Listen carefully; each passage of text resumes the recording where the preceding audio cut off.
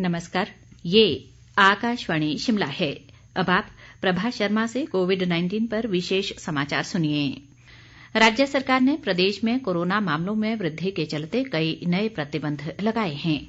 मुख्यमंत्री जयराम ठाकुर की अध्यक्षता में कल शिमला में हुई मंत्रिमंडल की बैठक में कोरोना से सबसे अधिक प्रभावित 4 जिलों शिमला, मंडी, कुल्लू और कांगड़ा में आज से रात्रि कर्फ्यू लगाने का निर्णय लिया गया है।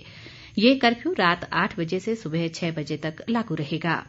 कोरोना से बचाव को लेकर सरकारी कार्यालयों में 31 दिसंबर तक कर्मचारियों की उपस्थिति 50% करने का निर्णय लिया गया। इसके अनुसार अब 50% कर्मचारी पहले 3 दिन और शेष 50% कर्मचारी अगले 3 दिनों तक कार्यालय में मौजूद रहेंगे। राज्य में राजनीतिक, सामाजिक, सांस्कृतिक और खेल समारोहों में सामाजिक दूरी के नियमों की अनुपालना के साथ केवल 200 लोग शामिल हो सकेंगे। सरकार ने सार्वजनिक स्थानों पर फेस मास्क न लगाने पर 1,000 रुपए का जुर्माना लगाने और प्रदेश में सभी बसें 15 दिसंबर तक केवल 50% सवारियों के साथ चलाने का भी निर्णय लिया है। राज्य में सभी सरकारी शिक्षण संस्थानों को 31 दिसंबर तक बंद रखने का निर्णय भी लिया गया। हालांकि ऑनलाइन पढ़ाई 26 नवंबर से फिर शुरू होगी और शिक्षक अगले आदेशों तक घरों से ही काम करेंगे।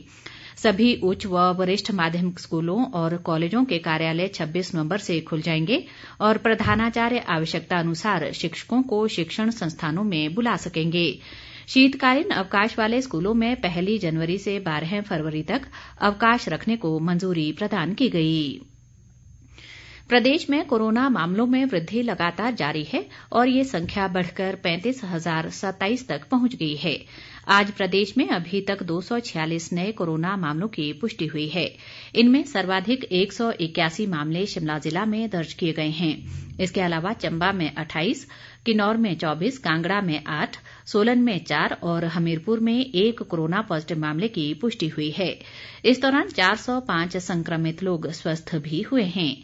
स्वास्थ्य विभाग द्वारा जारी बुलेटिन के अनुसार मौजूदा समय में प्रदेश में कोरोना के 6,511 सक्रिय मामले हैं, जबकि 27,923 मरीज अब तक स्वस्थ हो चुके हैं। प्रदेश में आज अभी तक 7 लोगों की कोरोना से मौत हो चुकी है। इनमें से 3 मौतें कांगड़ा जिला में हुई हैं, जबकि शिमला में 2 और कुल्लू व हमीरपुर में 1-1 मौत हुई है।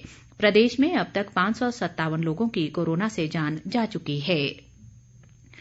देश में कोविड से स्वस्थ होने की दर बढ़कर 93.76% हो गई है। अब तक कुल 86,04,955 रोगी स्वस्थ हो चुके हैं। देश में कोरोना के 4,38,667 सक्रिय मामले हैं। स्वास्थ्य मंत्रालय के अनुसार पिछले 24 घंटों के दौरान 37,975 नए मामले सामने आए हैं और इस महामारी के संक्रमितों की संख्या बढ़कर 91,77,841 हो गई है। कोरोना संक्रमण से अब तक 1,34,218 लोगों की मृत्यु हुई है। पिछले 24 घंटों के दौरान 480 लोगों की कोरोना से मौत हुई है। भारतीय आयुर्विज्ञान संस्थान ICMR के अनुसार देश में अब तक 13,36,82,275 कोरोना टेस्ट किए गए हैं। बीते 24 घंटों के दौरान 10,99,545 कोविड नमूनों की जांच की गई। ऊना जिला की विभिन्न पंचायतों में कोरोना संक्रमण के पॉजिटिव मामले आने के चलते संबंधित क्षेत्रों को कंटेनमेंट जोन घोषित करने के आदेश जारी किए गए हैं। उपायुक्त राघव शर्मा ने बताया कि कोरोना संक्रमण के प्रसार को रोकने के लिए ये आदेश जारी किए गए हैं।